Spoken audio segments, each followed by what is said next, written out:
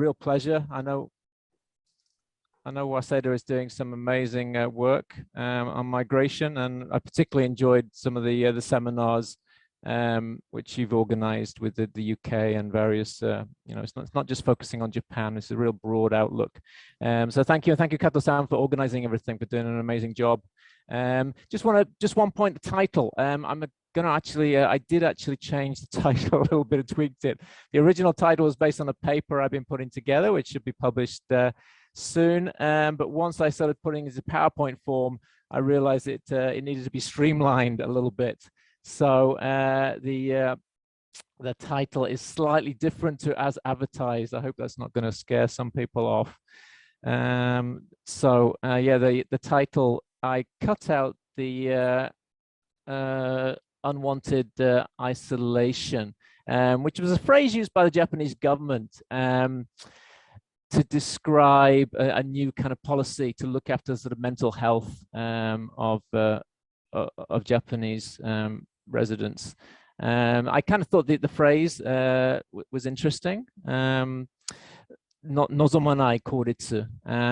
But today I don't really have space to squeeze it in, so I've sort of cut that out. But if you are interested in following that up, the phrase unwanted isolation is kind of a phrase currently used by the Japanese government to try and help people, because of course the suicide rate, for example, has been going up. There's been quite a few problems. But today I'm going to talk about isolation, of course, is a key theme, but I'm not going to focus on that term specifically. Instead, I'm going to focus a little bit more on Japanese style multiculturalism, tabunka kyosei, just so the presentation flows a little better.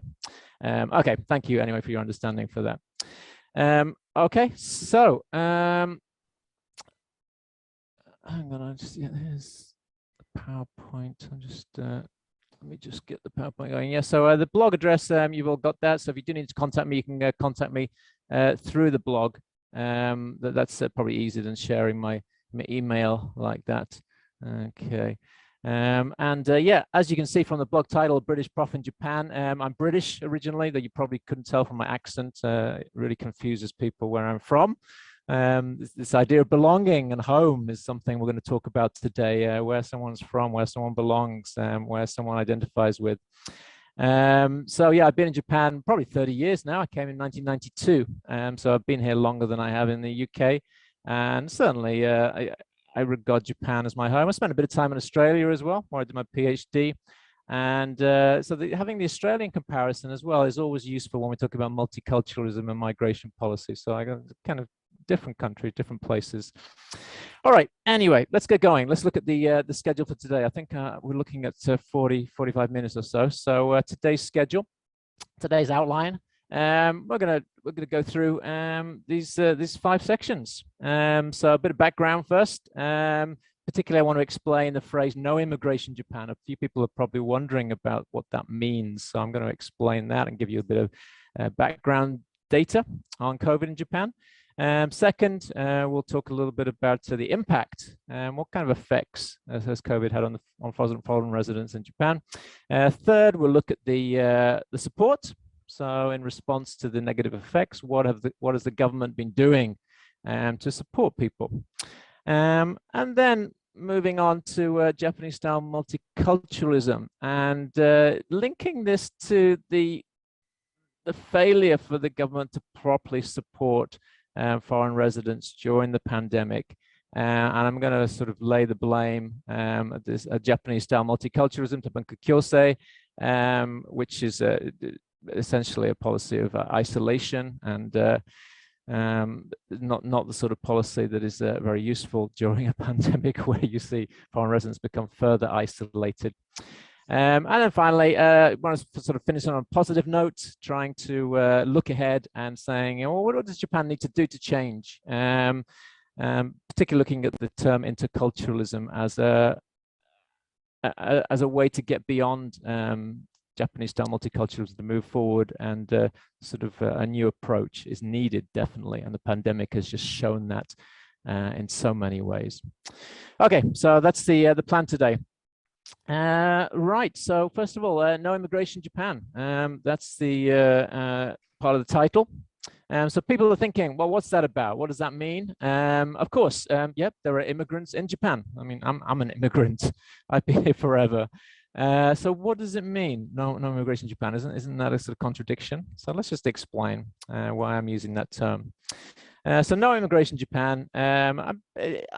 It refers to a principle, an ideology, a discourse. This principle that basically says that Japan does not accept people to stay, to settle in Japan. They want people to come, to work, and to go home. So that's the basic principle, the sort of no immigration principle. Yeah, you come here, you work, and you go back to where you're coming. That's the this sort of underlying ideology, and that's kind of tied in with the ethno-nationalistic homogeneous people discourse. So this idea, you probably studied about Nihonjinron in your Japanese classes, the idea of one people, one nation, one culture, one language, sort of Tanitsu Minzoku kind of ideology or discourse.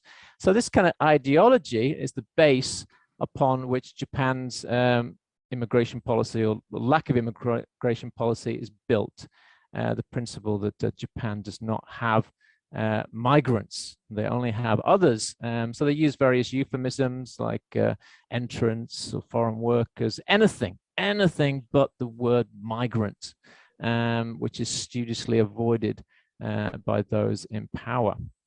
So yeah, avoiding the term migrant, and this came out very clearly during the recent discussions to revise the Immigration Control Act. End of 2018, it was passed, where Japan created a new visa category of specified skilled workers.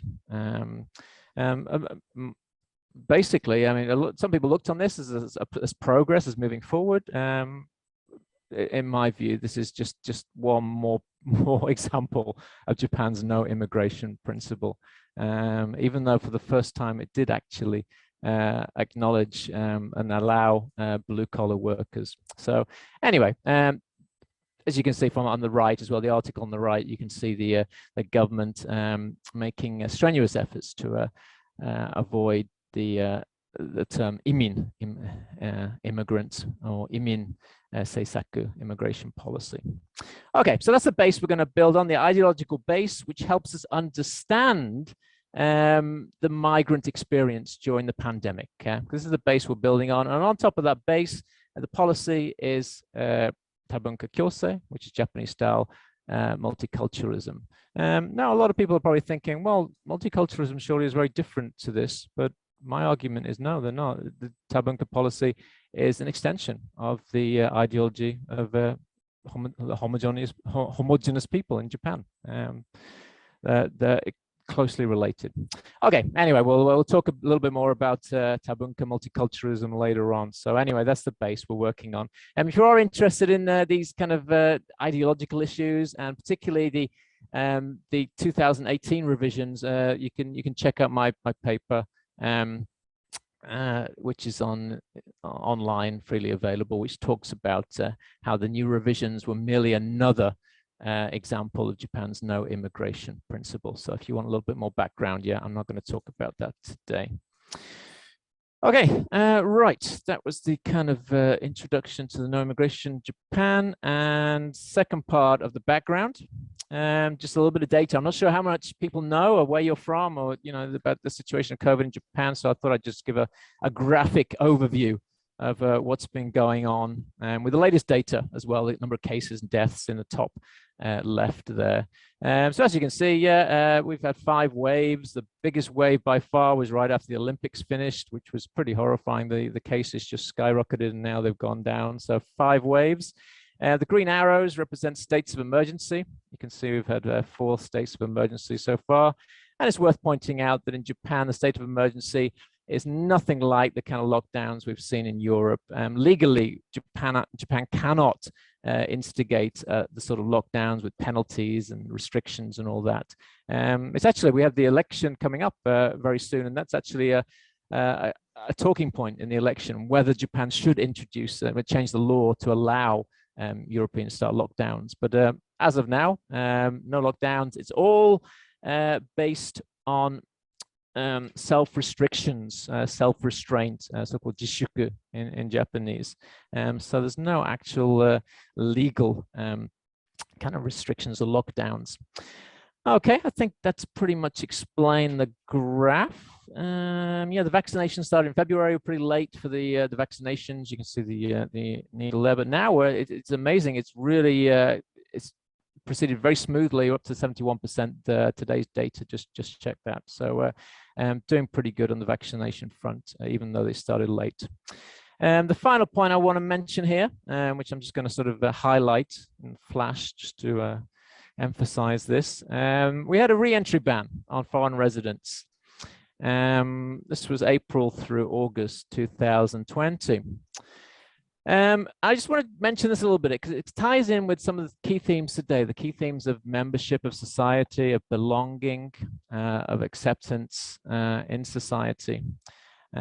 So this re-entry ban, what was it all about? Let's just give you a brief overview of the re-entry ban. This was quite unique. The table on the right shows that Japan was the only OECD country to instigate this kind of policy. And it generated a huge amount of criticism.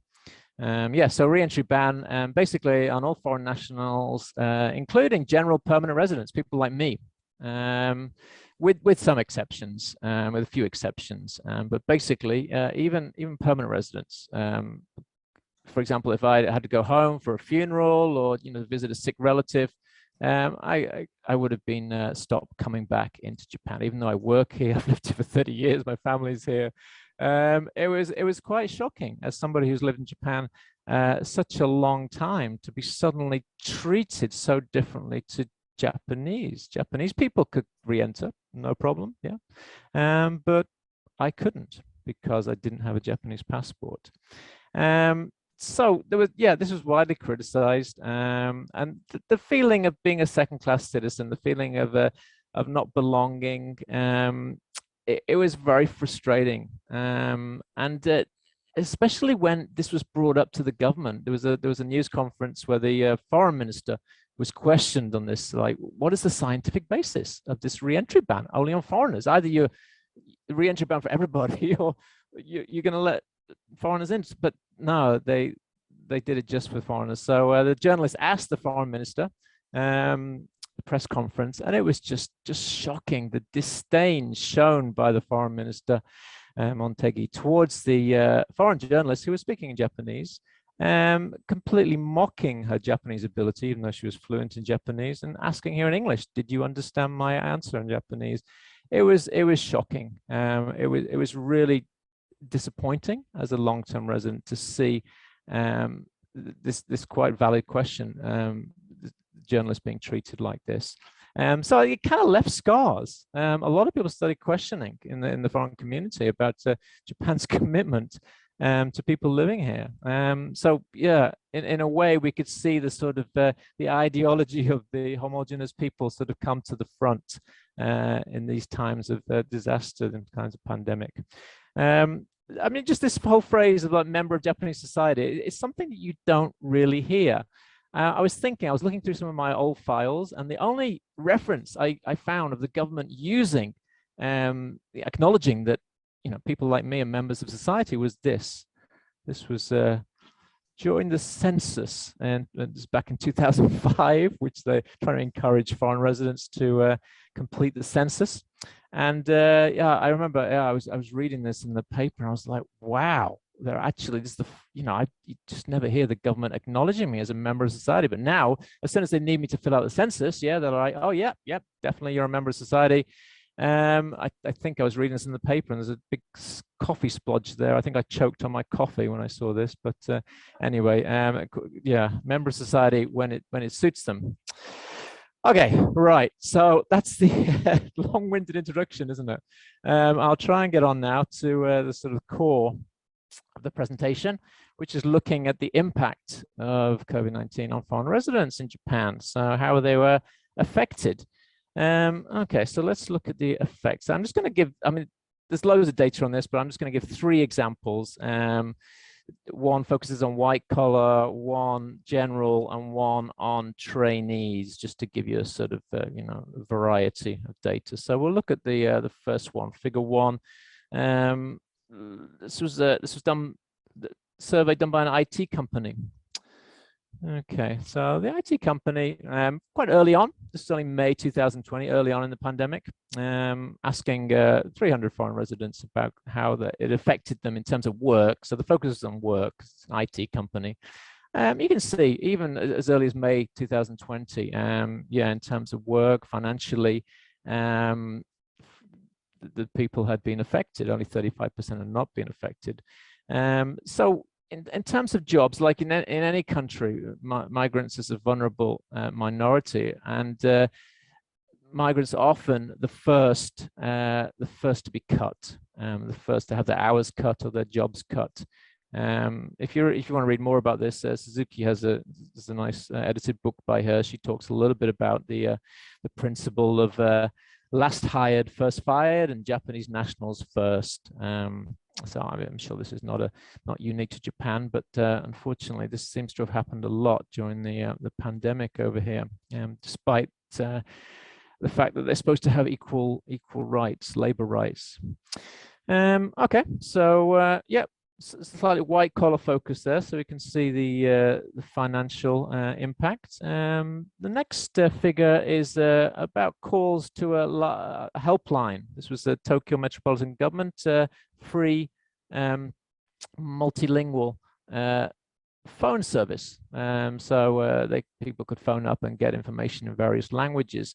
And you can see the top one, economic difficulties. Yeah, just the same as the previous one. So these three are all kind of related to jobs, work, and particularly things like how to get financial relief, how to access loans. Those kind of calls were very common. And we also have health anxiety. So this anxiety, particularly getting information. Where can I get information from? Can I get a vaccination? What do I have to do to get a vaccination? Is it free? This kind of anxiety, and anxiety about immigration status, about resident status expiring, and what to do. So this was another snapshot of some of the effects felt. This was slightly later, wasn't it? This service ran for a year.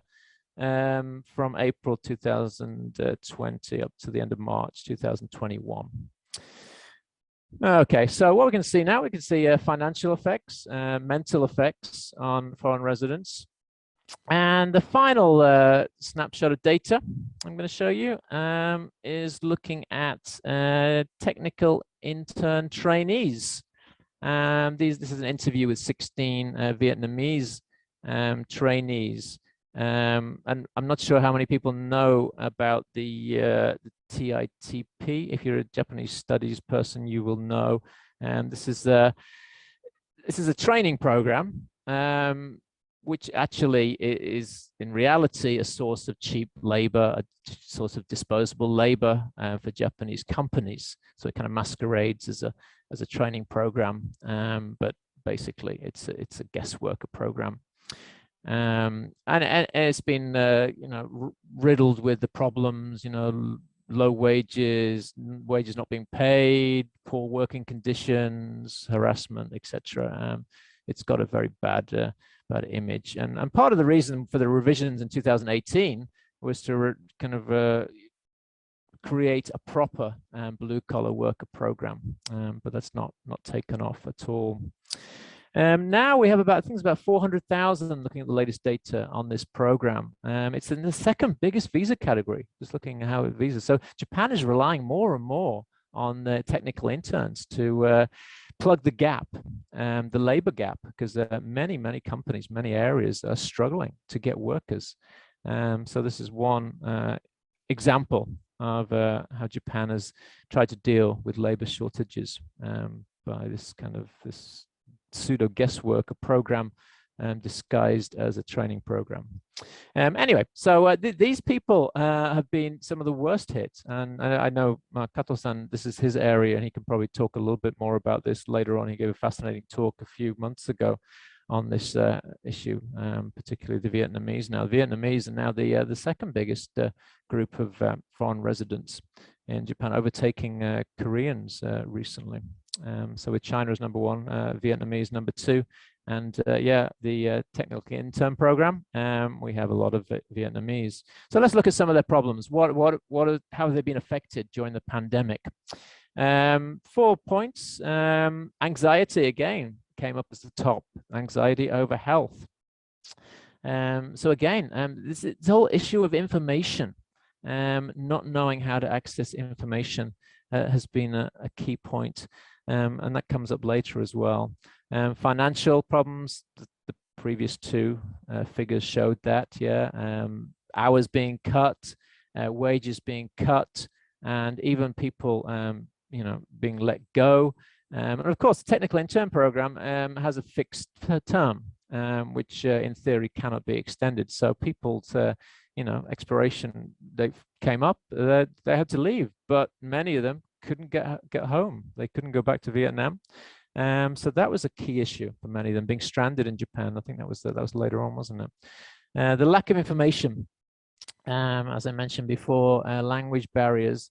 Now, one of the things with foreign residents, a lot of them get their information from networks of their fellow countrymen.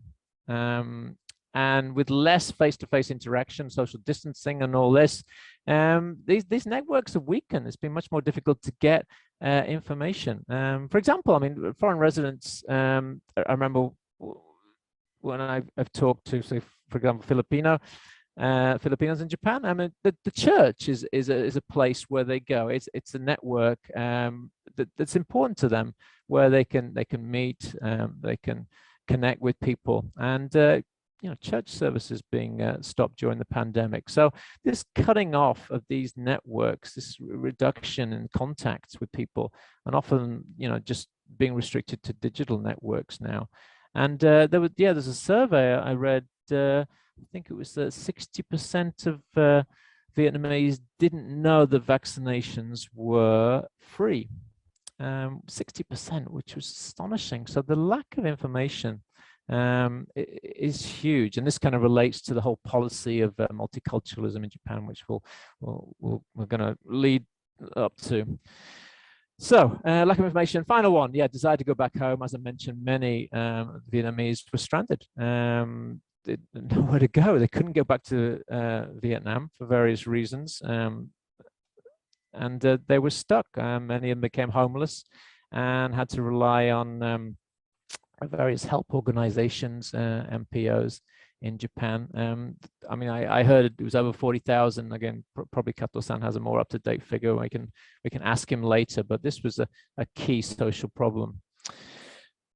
Okay, so snapshot then of some of the effects that COVID has had on the foreign community in terms of you know, jobs, finances, anxiety, mental health.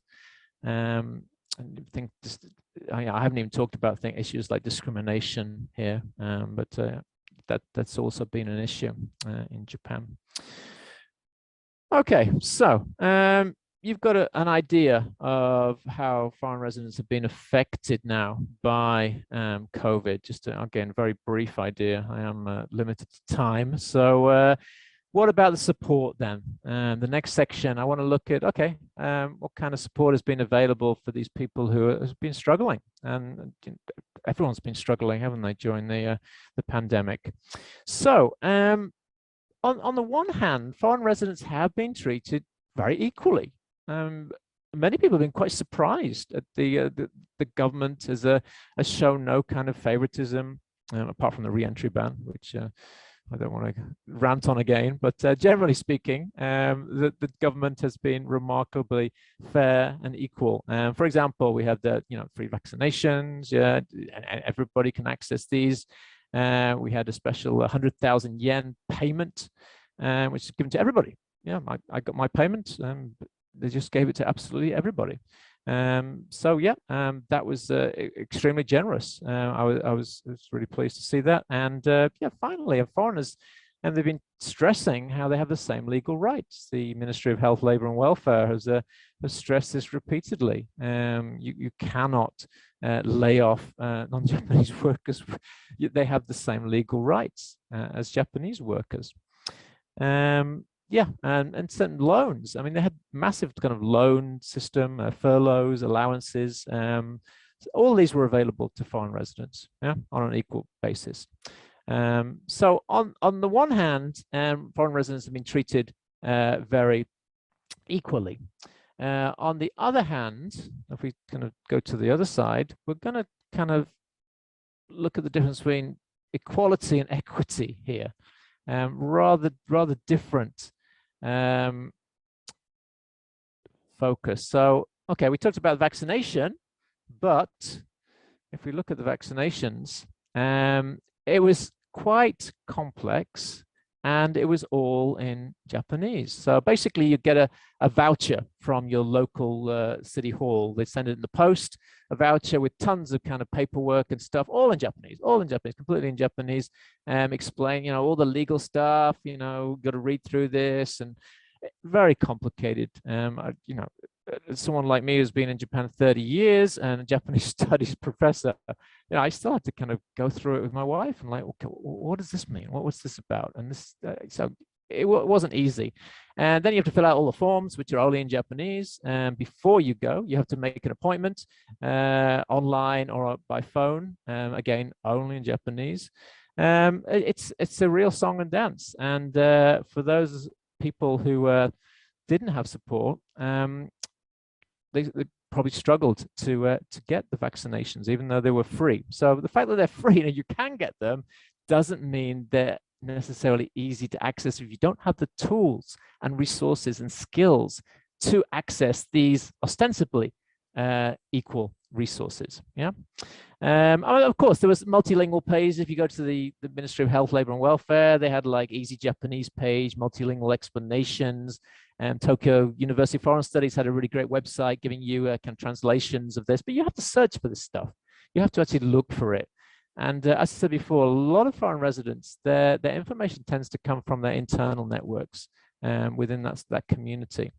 So it can be difficult to find. As I said, one survey found that 60% of Vietnamese didn't know that vaccinations were free. Quite shocking, isn't it?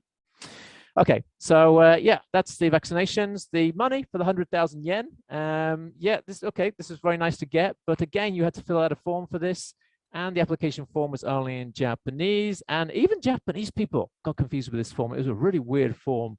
There's one box which said you would check this box if you don't want the cash, if you don't want the 100,000. Now, why on earth you would fill out a form if you didn't want it, I don't know. But a lot of Japanese people mistakenly check that form, and that created a problem. So Japanese people struggling with the form. So not to mention foreign residents. And finally, yeah, this whole issue of rights. Yeah, okay, in theory, this is all very nice, but in practice, it's been a real struggle for a lot of foreign workers to get the documents they need. Companies have not cooperated. I know there's a professor at Kyoto University, Wako Asato, who's done a lot of research on this, and he estimated that about 50% of foreign workers weren't able to apply for furlough allowances because their companies dragged their heels on providing the documents they needed. And those trainees as well. Trainees also struggled because often the supervising organizations were reluctant to help them find new work, because the supervising organizations get supervising fees. So basically they would lose the fees if they try to help the trainees get new work. So there was a lot of paperwork and a lot of problems with getting actually, the rights being respected. Okay, so this difference between equity and equality, yeah. I'm kind of indebted to this point for Russell, who's here today. I think Russell Miller. This is a quote from one of his papers. Brilliant. His team at Tokyo University. Maybe he can tell us a little bit more about what he's doing later. Great quote from his paper, focusing on while it was in theory equal, structurally there was an inequity. visible. So yeah, even though the same resources are there, foreign residents need a little bit more help in accessing them. So yeah, you can imagine how stressful actually trying to get hold of these resources and do all this in Japanese is for a lot of foreign residents. Okay, right, how are we doing for time? I'm just keeping my eye on the clock here. We've talked now about support measures and the important difference between equality and equity. And I want to kind of think about why this is happening, why there's not more effective support measures for foreign residents. And this kind of traces back to the no immigration principle. And in practice, the no immigration principle is put in policy terms. This is so-called tabunka kyosei, Japanese-style immigration. This is the physical manifestation of the ideology, if you like. So I'm going to kind of look at the problem of Japanese-style multiculturalism, which in my mind is a real barrier to integration and equity. Okay, so yeah, looking at Japanese-style multiculturalism.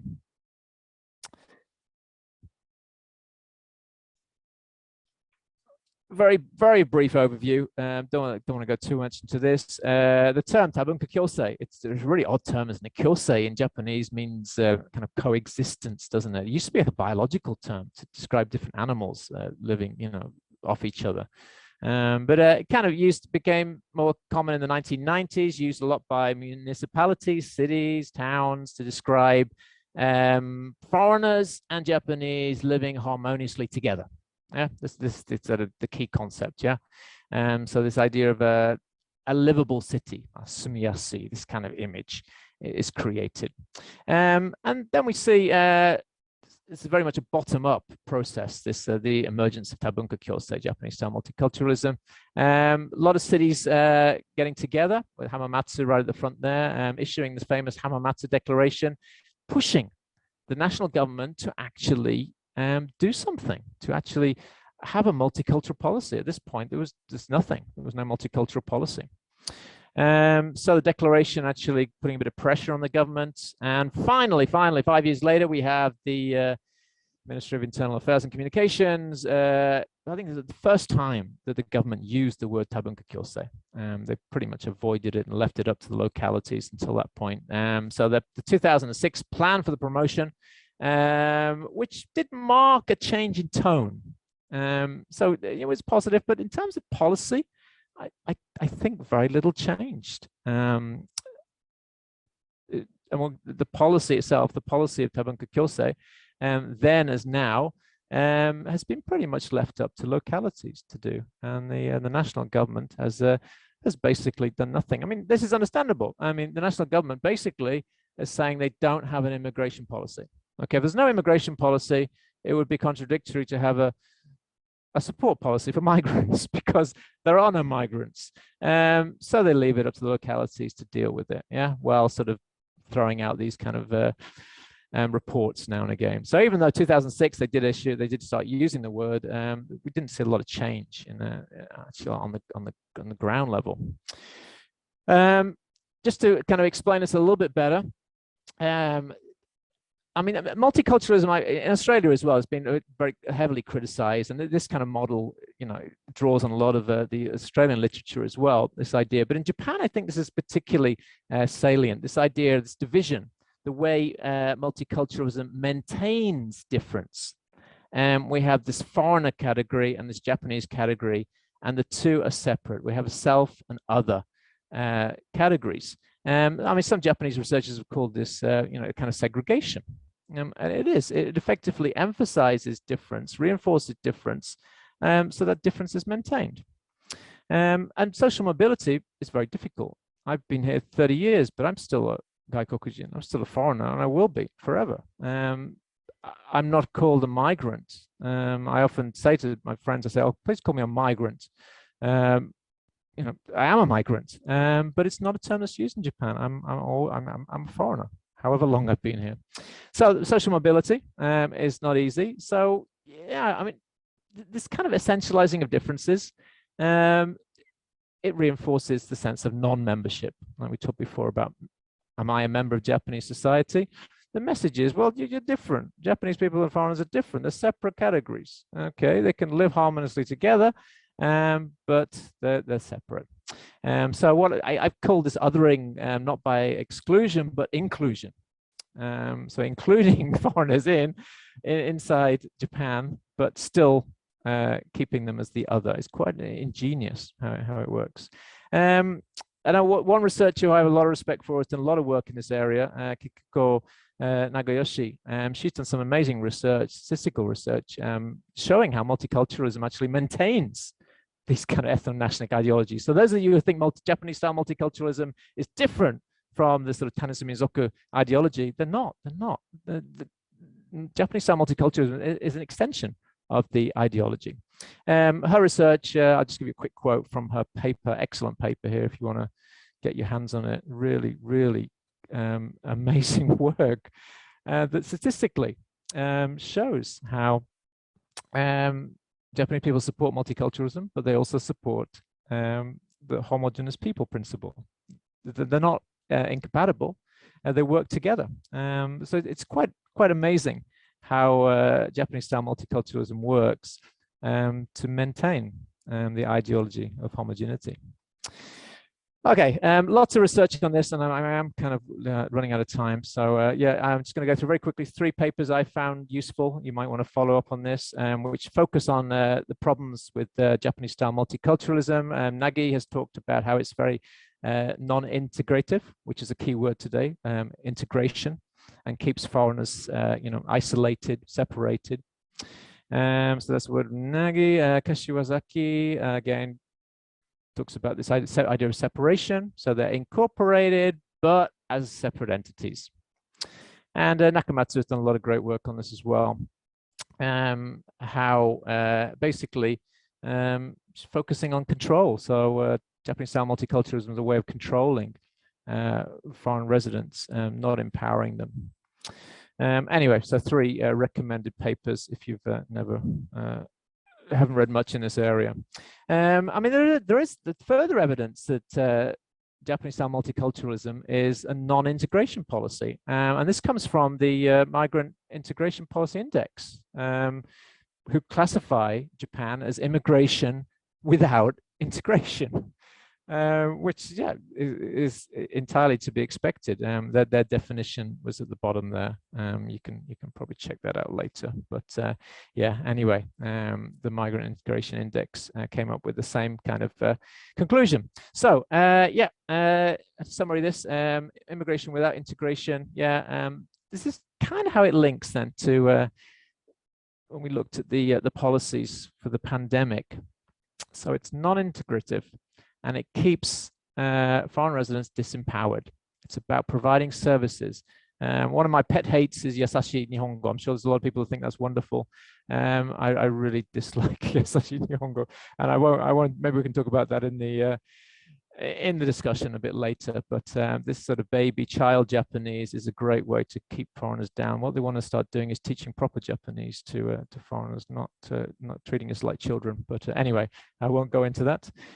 Yeah, so yeah, the pandemic has merely kind of exacerbated the isolation that Japanese style multiculturalism creates anyway. All right, so keeping an eye on the clock. Yeah, and the re-entry ban is obviously a great example of that. One of the things I'm pushing is a social capital approach. I think social capital is really the key to understanding integration. I think Japan should just throw out the Tabunka Kyosei whole thing and just start again. And I think a good starting point would be to focus on social capital. Social capital, what's it all about? If I nice definition of integration just to get us started. So if we're looking at integration, this process has been becoming accepted, this membership, belonging, acceptance. Yeah, it's about interaction, and it's a process, a two-way process. Yeah, I mean, both sides need to work, and social capital really is an important part of this process of integration. So we get foreign residents who come to Japan, and often when they arrive in Japan, the social capital they had back home doesn't work here. They need to kind of relearn it. reacquire their social capital through interactions with the host society, building relationships, connections. And this has become much more difficult during the pandemic because people have been isolated even more, social distancing and all this. So the social capital that they've been trying so hard to build up, that they have no encouragement to build up, has become much more difficult for foreign residents to build on. Yeah, so I mean, my research, I looked at female international marriage migrants in Yamagata, was my original research. And the one thing I picked up from this was the importance of social capital, the importance of building networks for these women who came from places like Korea and China and the Philippines. And they struggled at first. They were often highly educated, and in their home countries, they had very, high social capital, but they came to rural Yamagata and they had to rebuild that. But that was so important to them in integrating into their communities. So anyway, the paper is on the right there. I don't know if you want to check that out later, maybe. So yeah, social capital. And one great example, a book chapter I did a review of recently was by John Morris, who wrote an excellent chapter about the Miyagi model and the importance of social capital post 3/11, after the earthquake. And this really resonated with me when I read about this. So he talks about the Miyagi model, how it focuses on providing opportunities for foreigners to build their own connections. And for him, social capital was the key to rebuilding after the earthquake. And of course, now it's not, it's not an earthquake, but we're going through a disaster, aren't we, of sorts. So we see a similar kind of trauma happening during the pandemic. And he has this great quote at the end of this book, contrasting this local success in Miyagi with the failure at the national level. This whole multicultural policy, all the rhetoric. And he particularly focuses on the trainee program, the TITP. A great quote. I just want to put this quote out here because it really resonated with me about the trainees and the way the lack of social capital is creating so many problems because the government completely ignores this. Let's just put that quote up and just give you a second to read that quote because it's a wonderful quote.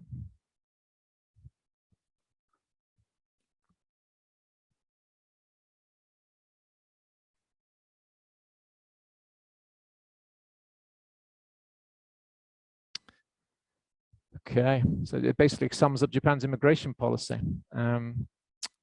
Yeah, the system is designed to prevent people from building any meaningful social capital.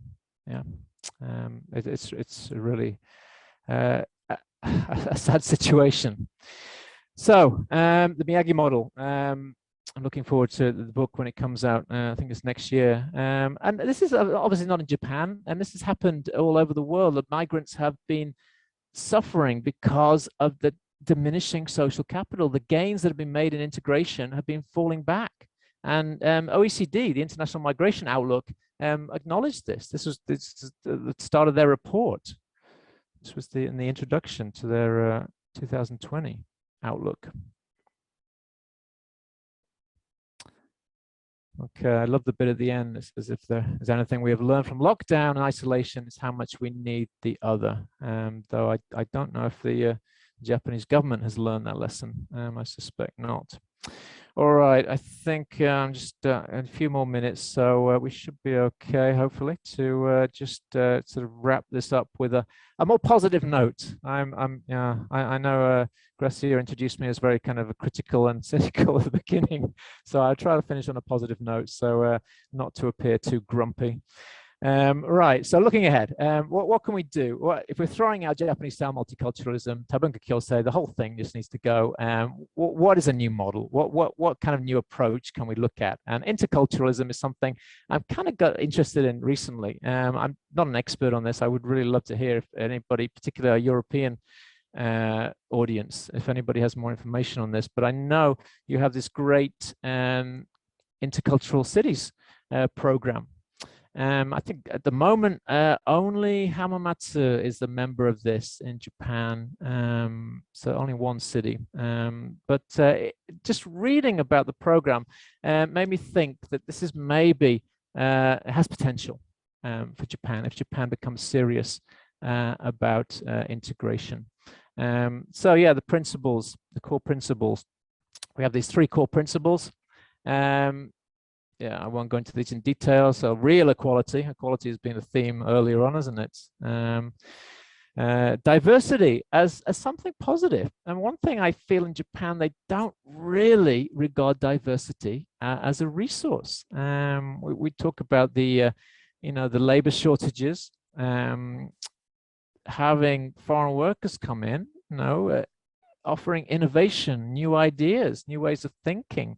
Surely this is, the Japanese Business Federation recognizes as a plus, but whether the Japanese population recognize diversity as a plus, I don't know. I think more could be done to educate people about the potential of diversity to boost the economy. If you just want to put it in financial terms. But the key part I really liked was about interaction, meaningful interaction in public spaces. So actually getting foreign residents active, getting people talking to each other, working together, feeling like I'm a part of society, like I belong here, like I'm valuable, like I can contribute and participate in the society. That feeling of being able to contribute, I think, is really important. And that was a key part for me of the core principles of the interculturalism. Anyway, so interculturalism, yeah, I think it does have potential. Just finish with a kind of quote from Yamawaki and White, article from Japan Times. Again, the focus on interactions. And the key word today, one of the key words, a sense of belonging. Yeah, just like the little census baby picture we had for being a member of society, sense of belonging. I think that is something that really needs to be developed for both sides. This benefits everybody, doesn't it? And there are signs. I mentioned about the government's 2006 multicultural plan, the first time they used it. They did revise this. It took them 14 years to revise this. Is the new revision and just came out last year. So they did revise their multicultural plan, and the new plan does actually have some good bits in there, actually focusing a little more on Japanese language education. I think that's something that really needs to improve in Japan at the moment. It's just atrocious. Lack of national syllabus, curriculum, lack of professional teachers. It's awful. But they also talk about foreign residents becoming active participants in local communities, not merely people in need of assistance, which is great. But again, is this just rhetoric? Is it going to happen?